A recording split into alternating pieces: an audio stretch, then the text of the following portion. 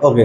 Okay class, कैसे हैं आप सब लोग? आई होप आप सब लोग बहुत अच्छे से अपना लाइफ एंजॉय कर रहे हैं, खेल रहे हैं, कूद रहे हैं, सब पढ़ाई भी कर रहे हैं। तो स्टडीज़ के पर्पज़ से मैं एक नया टॉपिक लेकर आया हूँ आपके साथ, फ्रैक्शंस।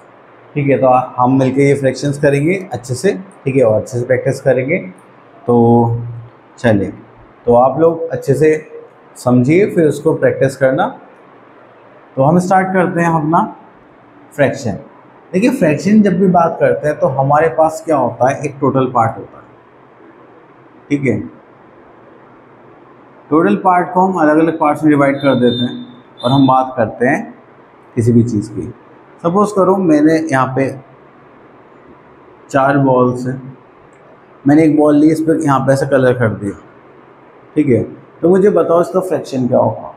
तो हम क्या करेंगे, जो टोटल बॉल्स हैं वो हम एक बार बनाएंगे और उसके नीचे लिखेंगे, और कलर वाली बॉल कितनी है, 1। तो ये जो हमारा ऊपर है जिसकी हम बात कर रहे हैं वो होता है हमारा न्यूमरेटर। ठीक है, और जो टोटल नंबर रिप्रेजेंट करता है वो होता है हमारा डिनोमिनेटर।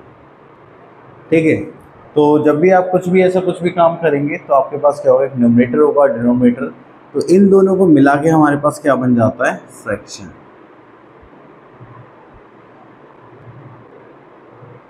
क्लियर?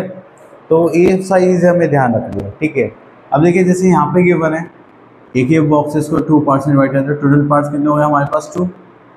और जिस पार्ट की बात कर रहे हैं कलर्ड पार्ट की, तो वो कितना है, 1।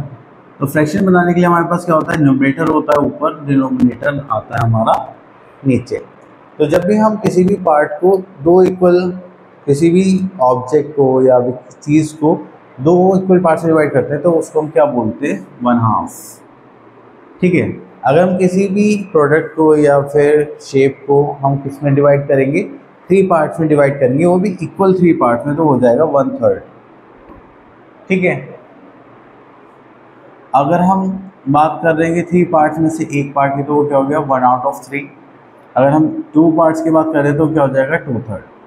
ठीक है, क्वार्टर का मतलब पता है क्या होता है, 4, एंड 3 क्वार्टर्स का मतलब क्या हो जाएगा, 12। ठीक है, तो हमने देखा यहाँ पे कितने क्वार्टर्स हमारे पास टोटल, 1 2 3 4, 4 हैं। तो यहाँ पे हमने एक रो क्या कर दी, उसकी पेंट कर दी, तो ये क्या हो गया, 1/4। यहाँ पे कितनी पेयर कलर कर दी हमने, 3 कर दी, तो ये क्या हो गया, 3/4। चलिए, अब यहाँ पे हमने कुछ बोला गया है वो देख लेते हैं प्रॉपर्टी में। 2 हाफ्स मेक अ होल, अगर हम 2 आधे आधे पार्ट्स को मिलाएं तो वो क्या बन जाता है, एक पूरा बन जाता है। ठीक है, 3/3 मेक अ होल, अगर हम 3/3 की बात करें तो वो एक पूरा बनाते हैं, और 4/4 की बात करें तो वो इक्वल बनाते हैं। ठीक है, कहने मतलब ये है कि अगर आप 2 हाफ को ऐड करते हैं तो वो पूरा एक यूनिट बनाएंगे, मतलब पूरा एज अ होल। अगर आप 3 1/3 को ऐड करते हैं, ठीक है, तो वो क्या बनाएंगे, एक पूरे 1 यूनिट बनाएंगे। अगर आप 4/4 को ऐड करते हैं तो वो आपको क्या बनाएंगे, एक पर्टिकुलर प्रॉपर यूनिट बनाएंगे। तो यहाँ से एक चीज़ क्लियर हुई, जितना आपका डिनोमीटर होगा उतने ही पार्ट्स आपको ऐड करने पड़ेंगे। देखो यहाँ पे 2 था डिनोमीटर, 2 करे, यहाँ पे 4 है तो 4 बार होगा। तो ऐसे अगर 1/5 है तो कितने टाइम्स ऐड करना पड़ेगा होल बनाने के लिए, 5 टाइम्स।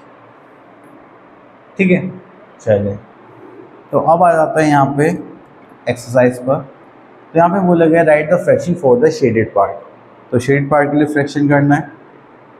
तो देखिए हमारे पास कितने हैं, 1 2 3 4 और 4 नीचे, टोटल पार्ट्स कितने हो गए, 8। तो 8 में से हमने कितने पार्ट को शेड करा है, 1, तो ये हो गया 1/8। ठीक है, अगर हम देखें तो 1 2 3 4 5, टोटल पार्ट शेड पार्ट कितने हैं, ये तो हो गया 10, और ये हो गया कितना, 4। ठीक है, अगर हम यहाँ पे देखें कितने पार्ट्स हैं, 1 2 3 4 पार्ट्स हैं टोटल, तो हम कहाँ लिखेंगे, डिनोमीटर में लिखेंगे। शेड पार्ट्स कितने हैं, 2, तो ये आ जाएगा हमारा 2। आई होप आपको कॉन्सेप्ट क्लियर हो गया होगा। चलिए, तो हम यहाँ पे करना है shade to show the fraction. Okay, तो उसके लिए तो हम यहाँ से कलर ले लेते हैं। ठीक है, अब हमें 3/4, देखो टोटल फोन्स कितने हैं, 4, और हमें कितना दिखाना है, 3, तो हम क्या करेंगे, 3 पे शेड कर देंगे। ठीक है, अब देखिए यहाँ ग्लास कितने हैं, 5, और हमें कितना शो करना है, 4, तो हम ये 4 पे शेड कर देंगे, 1 2 3 4। अब देखिए यहाँ पे 8 बॉल्स हैं तो कितनी बॉल्स पे शेड कर देंगे हम 3 पे, जिससे कि हमें क्या दिखाई दे फ्रैक्शन। क्लियर। तो इस टाइप से हमें क्या करना है, शेडिंग पार्ट करना है। तो बाकी पार्ट आप लोगों के लिए ठीक है। चलिए अब उसके बाद आता है कंपैरिजन ऑफ फ्रैक्शन। तो देखिए फ्रैक्शन कंपेयर करने के लिए हमारे पास यहाँ पे क्या है,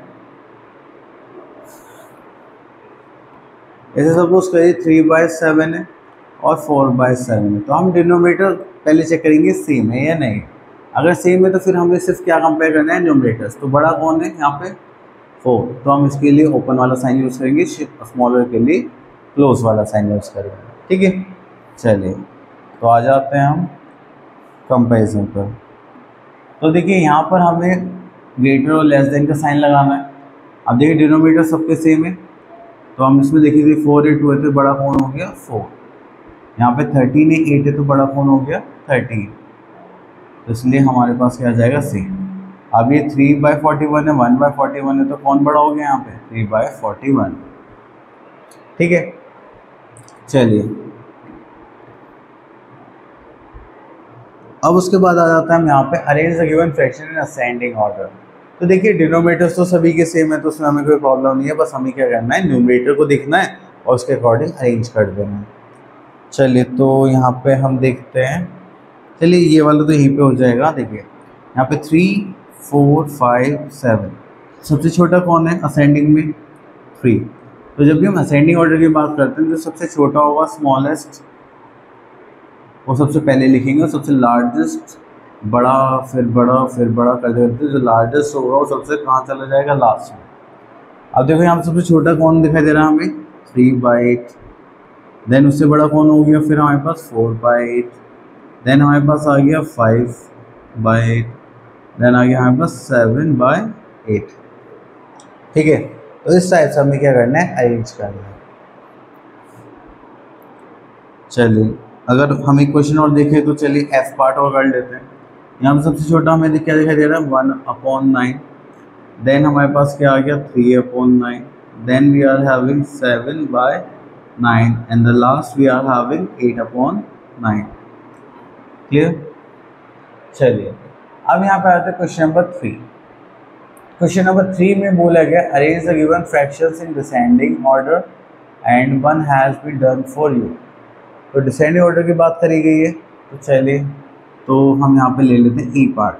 तो डिसेंडिंग में सबसे पहली बात है कि आपको करना क्या है, तो सबसे जो लार्जेस्ट होगा वो सबसे हम पहले लिखेंगे यहाँ पर, और फिर देन उससे छोटा उससे छोटा उससे छोटा करते करते करते करते हम सबसे लास्ट में लिखेंगे स्मॉलेस्ट। ठीक है। अगर यहाँ पे फ्रैक्शंस की बात करें तो हमारे पास क्या आ गया है, ये रहा हमारा फ्रैक्शन।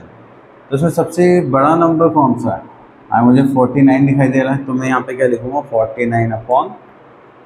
फिर उसके बाद उससे छोटा कौन है, देन आ गया हमारे पास 47/50, देन उसके बाद देखेंगे तो 43 आ गया हमारे पास,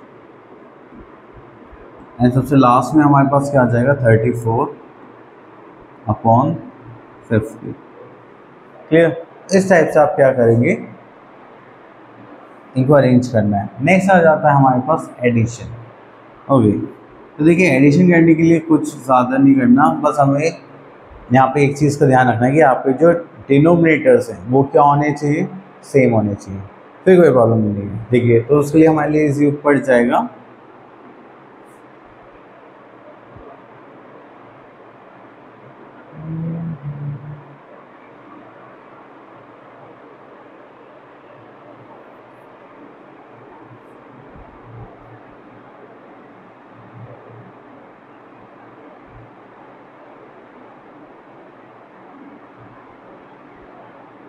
ओके। तो यहाँ पे इक्वल्स टू आना चाहिए। चलिए तो हम क्वेश्चन नंबर 3 करते हैं। तो यहाँ पे देखिए स्टेप्स कैसे रहेंगे, 3/11 + 4/11। ठीक है। अब हमें पता है डिनोमिनेटर सेम है, तो अब हम क्या करेंगे, डिनोमिनेटर्स को इन दोनों को एक ही लिख लेंगे, और ये 3 यहाँ पर आ जाएगा और 4 यहाँ पर आ जाएगा। तो 3 + 4 करेंगे तो हमारे पास कितना आ जाएगा 7/11 इज आवर आंसर। तो आपको क्वेश्चन सेकेंड स्टेप और थर्ड स्टेप में आपका आंसर आ जाएगा। ठीक है। चलिए क्वेश्चन और देख लेते हैं, थोड़ी कंफ्यूजन कम हो। अब यहाँ पर हमारे पास एक क्वेश्चन है 8th पार्ट।